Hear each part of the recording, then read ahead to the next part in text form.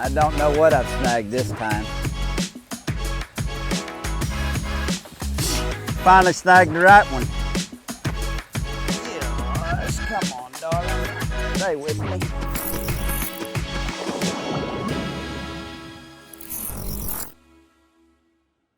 And there we go, little SPRO sashimi fish. I'll tell you what, it's cool to sit down with Brian New and go through all the different reasons that this sashimi swimmer was something that he designed. The cool thing about it to me is, you know, everybody's got a reason and a thought in their mind on why they want a bait to do something specific. I remember when I first started designing the McStick series, I actually had one of the prototype McStick 115s that I actually wanted to turn it into a wake bait because it was, you could wind it on the surface really fast and create a wake just like this sashimi swimmer does. And it really wasn't the right bait and we didn't end up doing it, but this sashimi swimmer does exactly what I was wanting to do. A bait that you could wind really fast on the surface, create that wake so when fish are chasing, you know, bait, shad, when the shad are spawning or they're just out chasing them over open water, you've got a bait that you can get it done with. I mean, it is crazy how shallow they will get. I mean, you can see how flat that point is. I mean, we're setting 20 foot deep here, but it is literally like a foot deep up there on top of that point where those fish are at.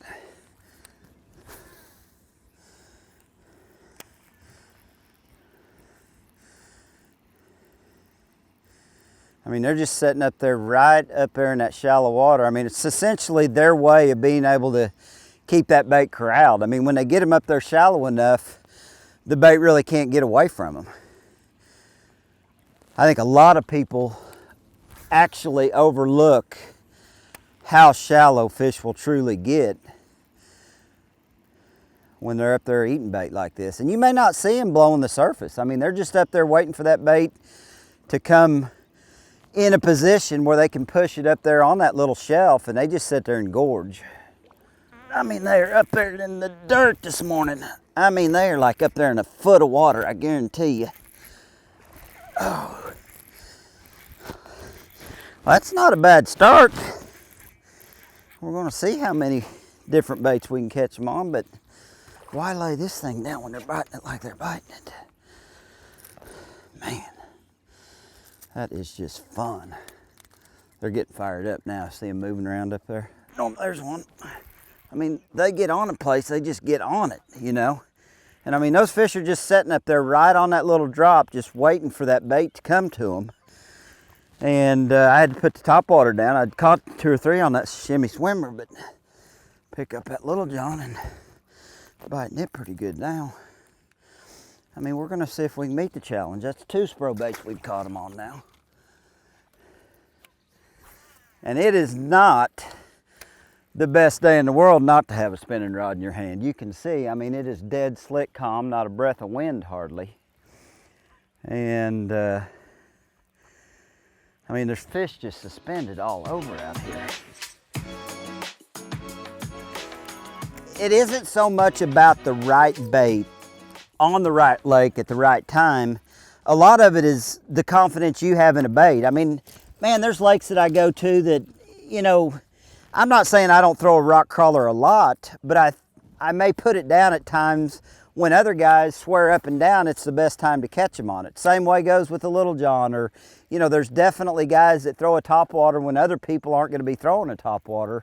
So a lot of it, when you know the fish are up there in that zone, it's about the bait you have the most confidence in. And sometimes it comes down to, you know, the wiggle a bait has. I mean, I know when John and I did our segment, you know, we talked about that certain vibration.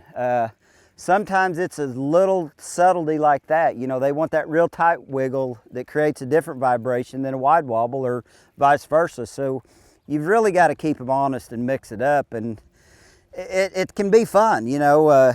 To me, it's kind of cool to catch them on a bait that maybe people don't think is the right bait at the right time. There's one right there. Stay with me, baby. I mean, short struck me something fierce. Under the boat, under the trolling motor.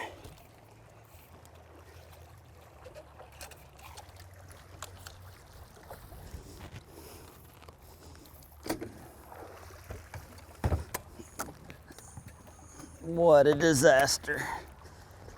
Probably under power poles. I don't even know that it's a bass, honestly. If it is, it's a big one.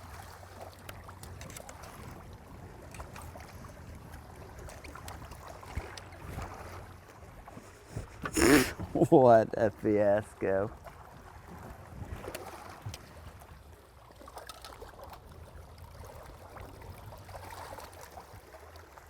Broke me off.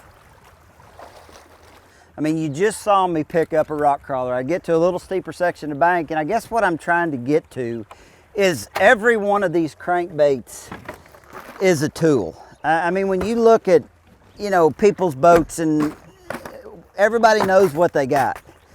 I mean, I've got all these different crankbaits, and essentially every one of them is a different tool. I mean, this is my box of RK55 MDs.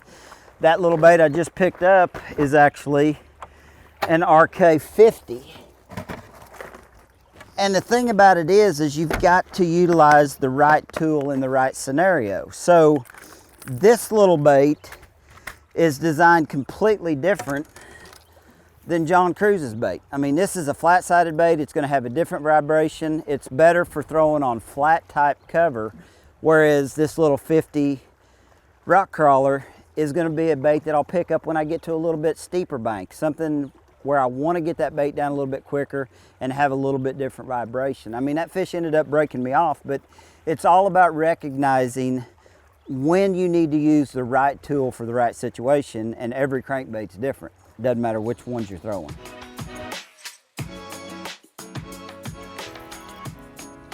I don't know what I've snagged this time.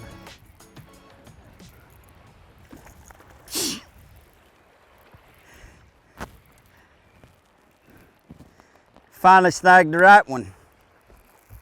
Gosh, come on, darling. Stay with me.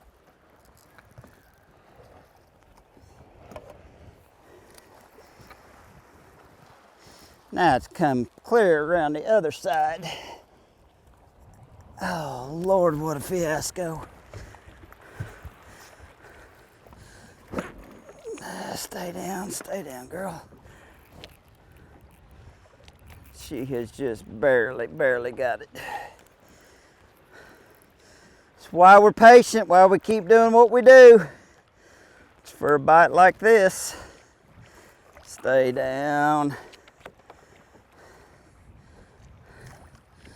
Stay down.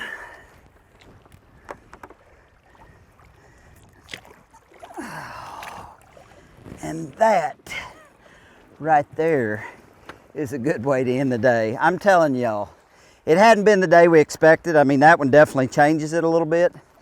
Every bass we caught, I mean, you can look right here where we're at. Every bass we caught today, less than 3 foot of water. Little John caught a few on a sashimi swimmer. Conditions really weren't what I wanted or what I expected for the day. The weatherman missed the forecast bad. I thought we were gonna have perfect conditions to throw that sashimi swimmer all day, but I'm telling you, you can't complain about a bass like that. That is a sure enough grown one. Mercy.